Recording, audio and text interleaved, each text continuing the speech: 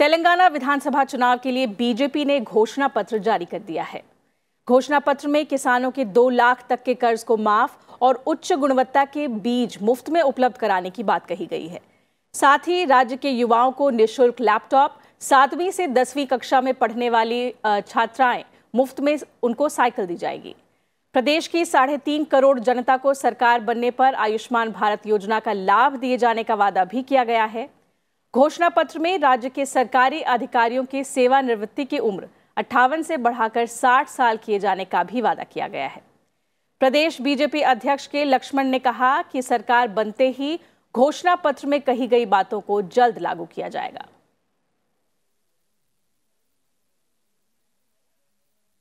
और गृह मंत्री राजनाथ सिंह ने तेलंगाना में आज 2 रैलियों को संबोधित किया। उन्होंने कहा कि केंद्र सरकार ने तेलंगाना के लिए कई सारी योजनाओं के लिए फंड मुहैया कराया है, लेकिन राज्य सरकार उसे सही तरह से इस्तेमाल नहीं कर पाई है। बीजेपी की सरकार बनने पर सभी वर्गों के लिए काम किया जाएगा। मैं तेलंगाना और आंध्र प्रदेश दोनों के चीफ मिनिस्टर से मैं पूछना चाहता हूं कि आंध्र प्रदेश का डिवीजन होने के बाद भी आंध्र प्रदेश और तेलंगाना का डेवलपमेंट क्यों नहीं हो रहा है। अटल बिहारी वाजपेयी जी ने 3 नई स्टेट्स बनाई थी, छत्तीसगढ़, झारखंड और उत्तराखंड। तीनों स्टेट्स तेजी के साथ डेवलप कर रहे हैं और डेवलप्ड स्टेट्स की क्यू में आकर आज खड़े हो गए हैं। लेकिन कांग्रेस ने जो यहां का डिवीजन किया है आंध्र प्रदेश तेलंगाना का, तो उस डिवीजन के बाद भी आंध्र प्रदेश और तेलंगाना का डेवलपमेंट क्यों नहीं हो रहा है। और कांग्रेस अध्यक्ष राहुल गांधी भी तेलंगाना के दौरे पर हैं। कांग्रेस अध्यक्ष ने शमशाबाद में सरकारी मान्यता प्राप्त संस्थानों के प्रबंधन और शिक्षकों के साथ एक बैठक को संबोधित किया। राहुल गांधी ने किसानों का कर्ज माफ करने पर अपना रुख दोहराया।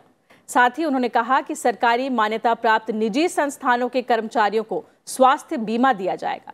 राहुल गांधी ने परगी और हैदराबाद के करीब चेलवेला में रोड शो भी किया।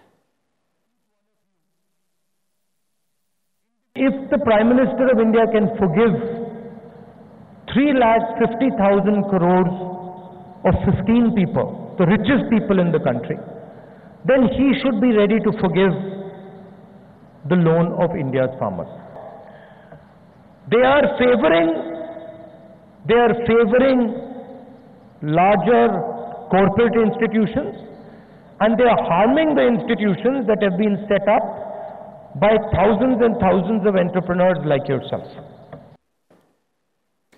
राजस्थान में मतदान की तारीख नजदीक आते ही राजनीतिक पार्टियां जनता को लुभाने के लिए चुनावी घोषणा पत्र जारी कर रही हैं। इसी कड़ी में आज कांग्रेस ने राजस्थान के लिए जन घोषणा पत्र जारी किया।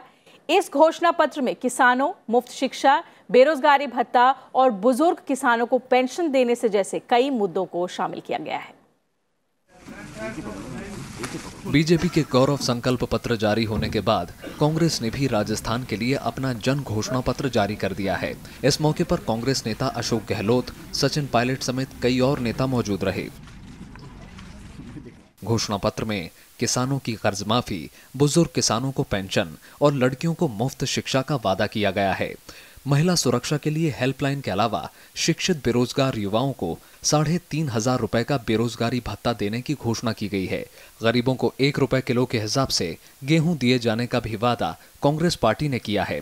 इसके साथ ही राज्य में नई उद्योग और पर्यटन नीति बनाने का जिक्र घोषणा पत्र में किया गया है। कि किसानों का जो कर्जा है उसको कांग्रेस पार्टी माफ करेगी और एक नई शुरुआत करने का मौका हमारे किसानों को राजस्थान में मिलेगा।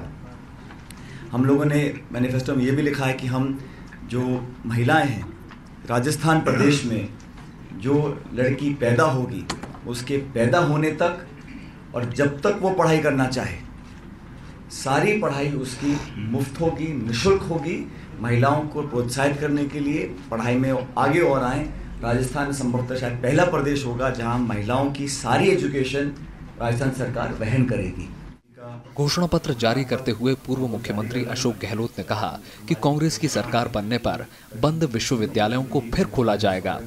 हमारा वो कमिटमेंट भी है कि पिछली सरकार की योजनाएं, चाहे वो रिफाइनरी की हो, चाहे वो मेट्रो की हो, चाहे ब्रॉडगेज की हो, आदिवासियों में जो जो काम उस वक्त में हमने शुरू किए थे वो काम सब करने का हम प्रयास वहां पर पुनः प्रयास शुरू करेंगे। राजस्थान में 7 दिसंबर को मतदान होना है, जबकि 11 दिसंबर को नतीजे आएंगे। Bureau report, Rajya Sabha TV. Rajasthan के चुनावी समर में मतदान की तारीख नजदीक आ रही है। सभी दल पूरी ताकत के साथ चुनाव प्रचार में जुट गए हैं। बीजेपी अध्यक्ष अमित शाह ने आज राजस्थान के करौली, नादौती और जयपुर में 4 चुनावी जनसभाएं की। अमित शाह ने फिर से बीजेपी की सरकार बनाने की अपील की। उन्होंने अपने भाषण में मुख्यमंत्री वसुंधरा राजे सरकार की जमकर तारीफ की और उनके विकास कामों का भी बखान किया। उन्होंने कहा कि 11 लाख बेटियों को राष्ट्रीय योजना के तहत सरकार ने लाभ पहुंचाया, युवतियों को स्कूटी और युवाओं को लैपटॉप दिया। राजस्थान में 80 लाख शौचालय बनाने का काम बीजेपी सरकार ने ही किया है।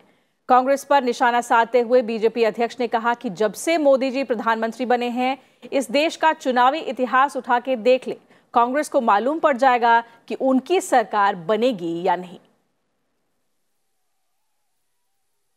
आपके शासन में इस देश के 60 करोड़ लोगों तक बैंक का अकाउंट नहीं था। बैंक का अकाउंट पहुंचाने का काम ये भारतीय जनता पार्टी की नरेंद्र मोदी सरकार ने किया। 6 करोड़ माताओं के घर में गैस का चूल्हा पहुंचाने का काम ये भारतीय जनता पार्टी की सरकार ने किया है। 2 करोड़ गरीबों को घर देने का काम किया है। 2.5 करोड़ गरीबों के घर में बिजली पहुंचाने का काम किया है।